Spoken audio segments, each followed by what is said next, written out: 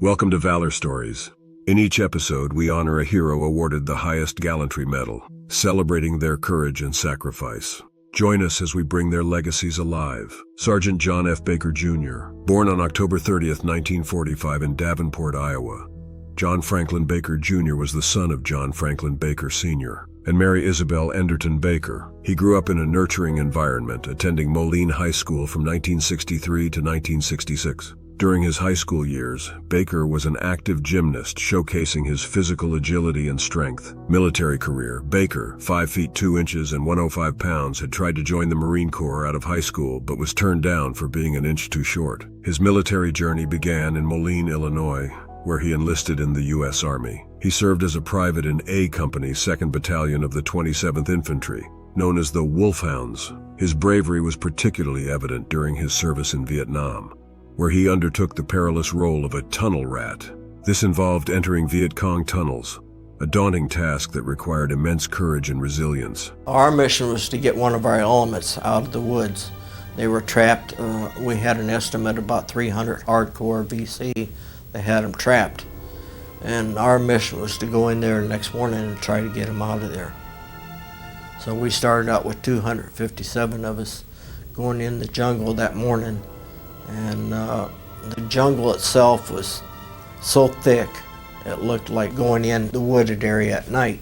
We had one man that took his gear off and crawled up in front and seen what was going on in the wooded area, and he got pretty well shot up. And we ran up against an element of a 3,000 hardcore VC. Act of heroism.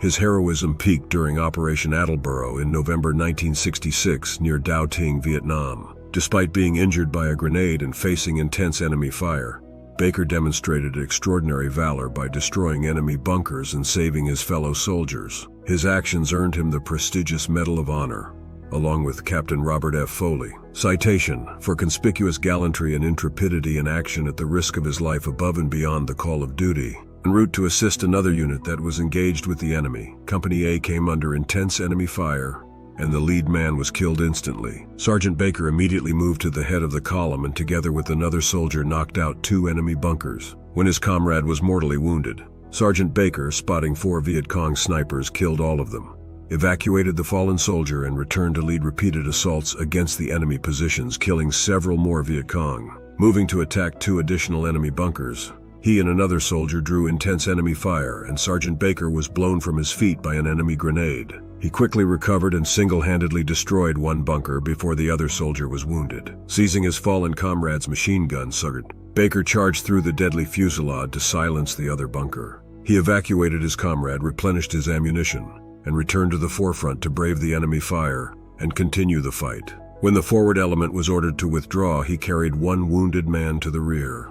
As he returned to evacuate another soldier, he was taken under fire by snipers but raced beyond the friendly troops to attack and kill the snipers. After evacuating the wounded man, he returned to cover the deployment of the unit. His ammunition now exhausted, he dragged 2 more of his fallen comrades to the rear. Sergeant Baker's selfless heroism, indomitable fighting spirit, and extraordinary gallantry were directly responsible for saving the lives of several of his comrades and inflicting serious damage on the enemy. His acts were in keeping with the highest traditions of the U.S. Army and reflect great credit upon himself and the armed forces of his country.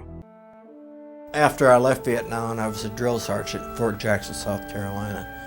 And one day my company commander came out in the field and told me that the President of the United States was on the phone and wanted to talk to me. And when I got back to the orderly room, it was President Johnson, and he said I'd be coming to the White House for a ceremony to receive the Medal of Honor.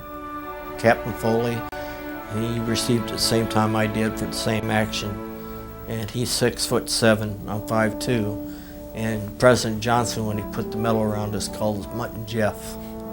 So it was a real impressive ceremony. And you just have that moment in life. No matter who you are, if you're a fireman or any type of worker, when you see somebody get hurt, you need to get in there and get them out. There's all types of heroes. So you have the heroes in sports. My heroes are the guys that received the medal. They each have their own fantastic story, and they're just plain humans, just like I am. It just makes you proud to be American. Post-military career. After a distinguished 24-year military career, Baker retired in 1989. He then transitioned to civilian life. He took a job as a computer analyst at the Dorn Veterans Hospital in Colombia. His commitment to service continued beyond the military, as evidenced by his involvement with various veterans organizations and his role as Vice President of the Congressional Medal of Honor Society. Death. John F. Baker Jr.'s life was marked by his enduring strength, but in his later years he faced health challenges, including heart problems. Tragically, on January 20, 2012, at the age of 66, Baker passed away after collapsing at his home in northeast Richland. Legacy. Baker's legacy is a tapestry of bravery, service, and dedication. His memory is honored through the Sergeant John F. Baker Jr. Bridge in Davenport, Iowa, and a street named after him at the Rock Island Arsenal's Eagle Point housing area. His life and heroism continue to inspire and resonate, reflecting the profound impact he had on his country and community. Thank you for your time watching Valor Stories. Subscribe and share to honor these heroes. Until next time, remember their courage. Over and out. When you see your buddies get killed, sometimes you lose your mind, and you're trained to do what you have to do to survive.